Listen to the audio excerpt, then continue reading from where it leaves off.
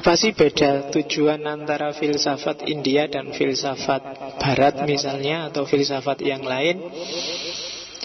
Yang pertama, yang jelas, semua filsafat khususnya Barat itu biasanya sangat bangga kalau sudah nyampe pada yang namanya kebenaran. Tapi filsafat India khususnya, dan mungkin hampir semua filsafat Timur, kebenaran itu bukan tujuan akhir. Tujuan akhir adalah, dalam tanda petik ya, keselamatan. Makanya agama-agama itu kan sering disebut jalan keselamatan. Tidak berhenti pada kebenaran. Dengan bekal kebenaran kita cari keselamatan. Kalau di Hindu, di Buddha, nanti kita bebaskan diri dari samsara. Jadi itu beda paling asasi yang harus kita ingat. Jadi benar saja nggak cukup, harus juga kita selamat. Itu yang tidak kita temui di Barat. Maka dari perspektif ini, itu ya, orang-orang yang pembela kebenaran itu harus agak naik kelas setingkat lagi, pembela keselamatan. Syukur-syukur bisa menyelamatkan orang lain. Jadi tidak berhenti dengan menang-menangan. Kalau berhentinya di keselamatan, akhirnya ya debat. Kan berhentinya di kebenaran, itu akhirnya cuma debat. Tidak ada ujungnya. Oke, nah itu secara umum. Secara khusus, apa sih tujuannya filsafat India? Itu kalau istilah letterlengnya adalah realisasi Atman.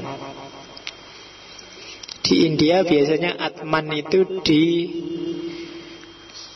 dijejer dengan Brahman. Brahman itu Tuhan, kalau Atman itu manusia tapi jiwanya. Nanti di aliran tertentu Atman itu sama dengan Brahman. Mirip kayak para filosof Muslim Persia yang bilang bahwa Allah dan manusia itu esensinya sama. Jadi tujuannya filsafat India adalah realisasi Atman. Maksudnya apa? Mewujudkan hakikat diri sebagai bagian dari dirinya Tuhan. Ya gambaran kalau sufi ya mungkin takholak bi ahlakillah. Ya kan? Mewujudkan apa hakikat dan fungsiku sebagai manusia. Jadi realisasi Atman itu berarti merealisasikan dan mentransformasi diri, mencapai kesadaran tertinggi diri kita sebagai manusia. Itu gunanya filsafat. Belajar apapun di bidang filsafat, kalau di filsafat India arahnya adalah biar pemahamanmu tentang hidup dan kehidupan semakin naik kelas, sehingga kualitasmu sebagai manusia juga semakin naik kelas. Maka jangan belajar sesuatu yang justru bikin kamu degradasi. Kamu kan sering bilang, Pak, sain for sain, Pak, ilmu itu ilmu, Pak. Saya belajar ilmu maling, ilmu santet, tidak masalah kan, wong ilmu. Kalau versi timur, masalah itu. Kenapa? Kamu belajar sesuatu yang bikin kamu jatuh. Bahwa nggak kamu kakek, iya, tapi coba misalnya kamu, Pak, saya sekarang sudah ahli maling, Pak. Sudah tak pelajari semua triknya. Teori apa saja saya paham. Kalau sekedar maling, aku ngerti. Nah itu ilmu dong. Tapi coba misalnya kamu jalan keluar, ada sepeda, tidak ada yang nunggu, sepi. Mesti pikiranmu, oh sepeda ini cukup butuh satu paku kecil, bisa tak bawa lari. Nah itu kan cuma mikir aja kan kotor pikiranmu. Itu yang disebut bahwa ndak, kamu harus milih-milih juga dengan ilmu. Kalau yang kamu isi ke kepalamu informasi keilmuannya, misalnya isinya pornografi, terus yang gitu-gitu terus, cobalah meskipun ndak, Pak, saya cuma lihat, nggak ngelakuin kok, Pak. Kalau nggak percaya, kalau sudah isinya itu, mbok lihat temenmu sudah pakai jilbab, pakai cadar, bayanganmu mesti, oh itu seandainya dibuka mesti ngono.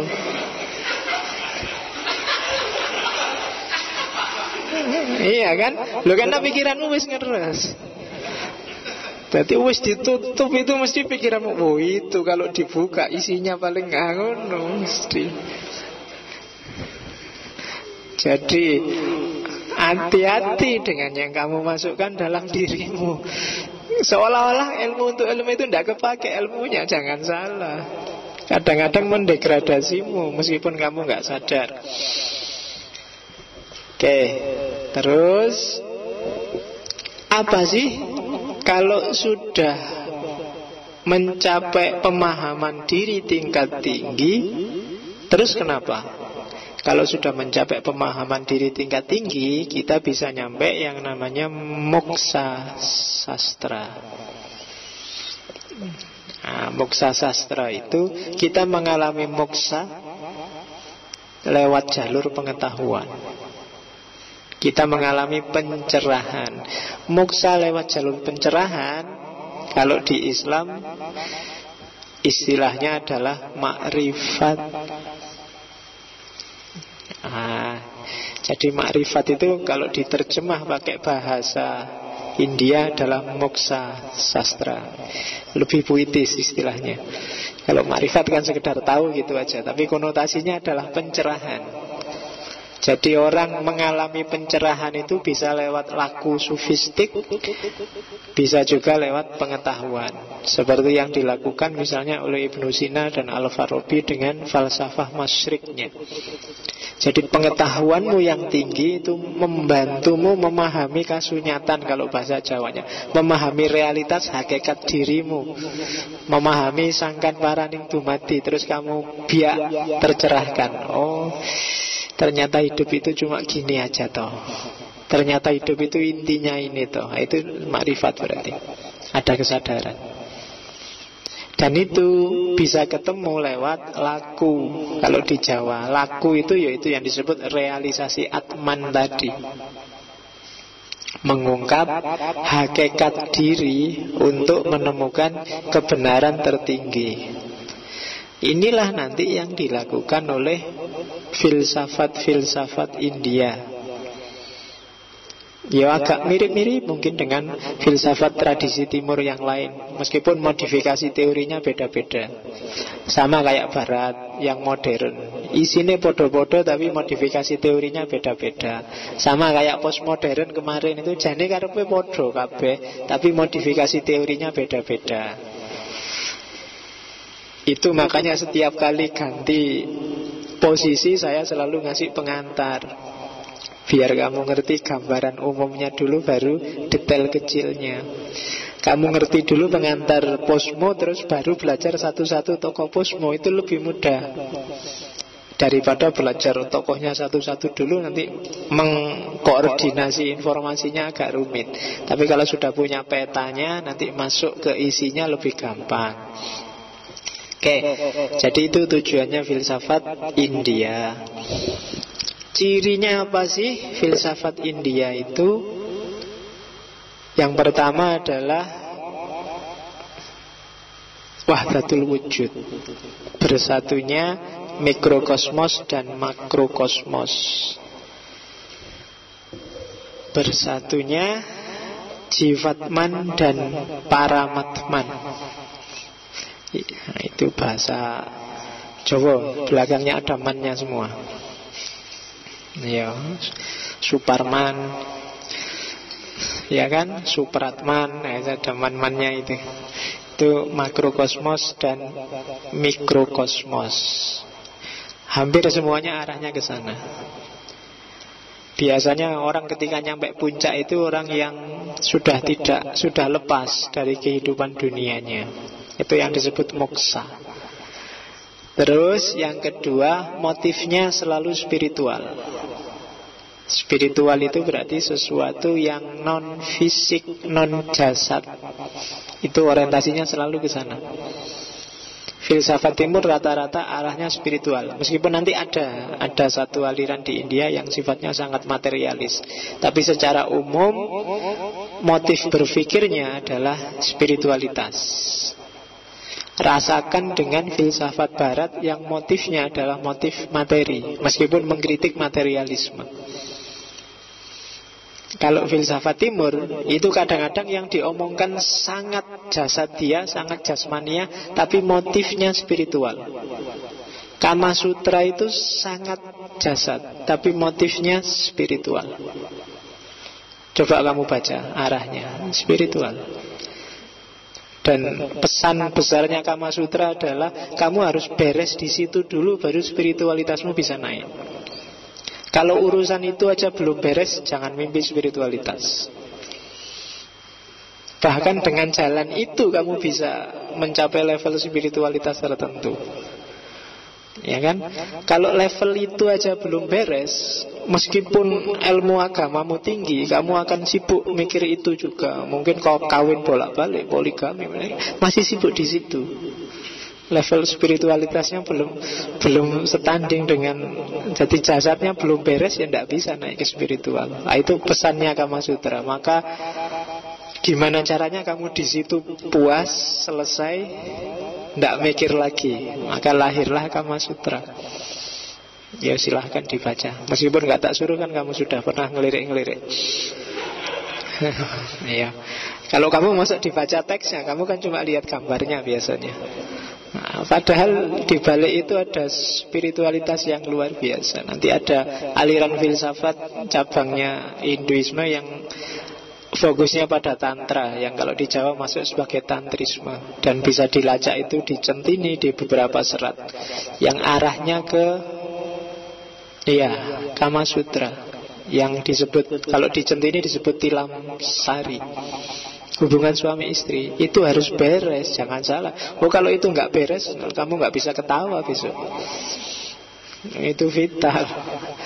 Oke, ya tantrisme. Dan ada aliran tertentu yang fokusnya di situ. Biasanya pakai simbol-simbol yang, coba kamu lihat di beberapa candi.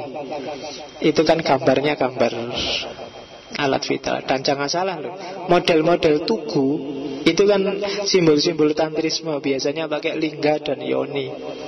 Lingga itu yang miliknya laki-laki, yoni miliknya perempuan. Coba lihat, semua tugu modelnya gitu kan. Kamu kenalnya Monas misalnya. Monas itu kan laki-laki dan perempuan. Yang bawah simbol perempuan, yang atas simbol laki-laki. Coba lihat, tugu di mana-mana gambarnya pasti begitu. Itu pengaruh tantrisme. Betul. Oke, kamu nyari tugu kayak gitu di Timur Tengah susah. Iya, adanya di timur-timur Asia Selatan, bangsa India, termasuk Tenggara Indonesia itu. Itu pengaruh tantrisme. Ada filsafat tertentu yang arahnya ke sana. Terus yang ketiga cirinya adalah introspektif. Introspektif itu berpikirnya ke dalam, tidak keluar. Intuisi lebih bermain daripada empiris. Rata-rata hampir semua pikiran timur itu cara berpikirnya kayak Plato, bahwa realitas itu sifatnya ilusi, tidak sejati, tidak abadi. Batin lebih abadi. Realitas itu sifatnya sebentar. Enaknya, indahnya, luar biasanya selalu temporer. Tapi kalau batin tidak ada batasnya. Itu makanya berpikir yang lebih abadi modelnya introspektif. Dan itu ada di semua filsafat timur termasuk India. Ciri yang keempat adalah filsafat itu selalu berhubungan dengan kehidupan nyata. Jadi tidak pernah berfilsafat yang berjarak dengan hidupnya. Filsafat itu harus tentang kita. Kita adalah filsafat. Nah, filsafat adalah kita. Iya, sekarang kan simbolnya Indonesia kan itu, Jokowi adalah kita. Nah, sekali diganti, filsafat adalah kita. Itu kan kalau sama anak-anak alay kan dijawab kita, kan gitu terus. Oke. Oke ya, jadi kenapa sih filsafat adalah kita? Ya, karena filsafat itu berpikir tentang kita, dari kita dan untuk kita, kayak demokrasi. Jadi dari kita, oleh kita, dan untuk kita. Filsafat timur nggak mau mikir yang nggak ada gunanya. Mikir yang misalnya agama-agama besar itu kan beberapa ada yang diskusinya ngapain sih itu didiskusikan, mau nggak nyambung. Besok kira-kira surga itu sekarang sudah dibangun apa belum ya? Itu kan mikir yang nggak ada gunanya. Neraka itu panasnya kira-kira berapa derajat ya? Kira-kira itu kan mikir yang tidak ada gunanya. Kan ada beberapa diskusi yang kayak gitu. Sains juga gitu kan, banyak sains yang sia-sia, tidak ada gunanya. Nah, filsafat timur biasanya nggak mau. Maka filsafat timur kebanyakan temanya agak etik. Apa yang harus dilakukan, apa yang jangan dilakukan. Coba perhatikan yang rajin ikut ngaji Jawa, itu kan hampir semua isinya etik. Apa yang harus dilakukan, apa yang seyogyanya dilakukan, apa yang selalu begitu. Oke, jadi filsafat adalah hidup kita.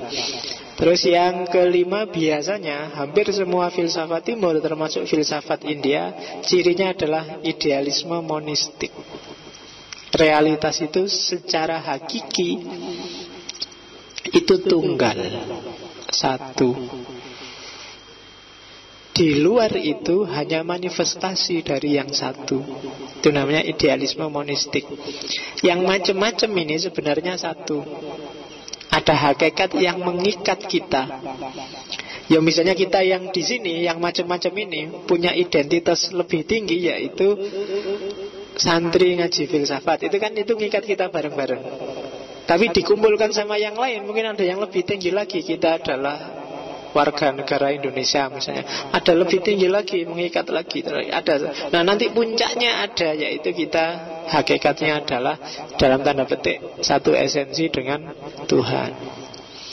Itu filsafat timur. Itu yang disebut idealisme monistik. Oke, ciri yang keenam, otoritarianistik. Sangat kuat kalau di filsafat timur bahwa posisi para pemangku otoritas itu harus ditinggikan, dilayani, tidak boleh dibantah. Guru-guru filsafat, guru-guru sufi, hubungan antara mursyid dengan murid itu sifatnya mutlak, otoritarianistik. Guru-guru dianggap yang ngerti benar kondisi kita, maka apa kata mereka harus kita ikuti. Itu otoritarianistik. Dengan kesadaran bahwa aku itu tidak ngerti, guruku yang lebih ngerti. Termasuk levelku sekarang ada di mana, posisiku di mana, guruku lebih ngerti. Maka aku disuruh apapun manut. Itu logikanya. Kamu merasa, saya sudah pintar Pak, saya sudah. Yang lebih tahu gurumu, kamu ada di mana sekarang. Gurumu yang, kamu levelnya ada di sini, sekarang kamu naik satu step lagi, jangan terlalu merasa di sana, kamu masih di sini. Yang bisa kayak gitu guru. Maka harus manut sama guru. Kalau di dunia sufi itu mursyid tidak boleh dibantah, apapun yang dia minta. Dan kamu nggak boleh komplain. Kalau ada mursyid macam-macam, anggap aja itu nguji kamu. Kan gitu kalau di sufi. Kok punya mursyid istrinya banyak, wah itu ujian. Kamu pikiranmu jadi jelek apa enggak? Nah, kamu yang tiap hari ngomong kiainya yang istrinya banyak, berarti kamu nggak lulus ujian. Nah, itu logikanya otoritarianistik. Ya. Dan yang terakhir, biasanya filsafat timur itu modelnya sintesis. Tidak peduli dengan keragaman, yang diperhatikan adalah esensi yang satu. Disintesis, kita sebenarnya satu hakikat kok. Dan itu arahnya demi harmoni dan toleransi. Makanya filsafat timur itu sangat menonjol dengan harmoni dan toleransi. Termasuk filsafat Indonesia dan filsafat Jawa. Pada saatnya kita akan masuk ke Indonesia setelah menjelajah kemana-mana. Ya, Indonesia harus jadi gongnya. Termasuk Jawa nanti jadi gongnya juga. Indonesia kan ada macam-macam itu. Mungkin kita jelajahi Sumatera, mana-mana yang punya beberapa gagasan besar. Nah, nanti puncaknya karena ada di Jawa, Jawa. Karena ada di Jogja, Jawa kita jelajahi, puncaknya nanti Jogja. Ya, oke. Nah, karena kita Jogja juga dijelajahi, nanti puncaknya Sleman. Sleman kita jelajahi ya. Oke, puncaknya Amplas. Ya. Oke, itu 7 ciri filsafat India. Nah, metodenya.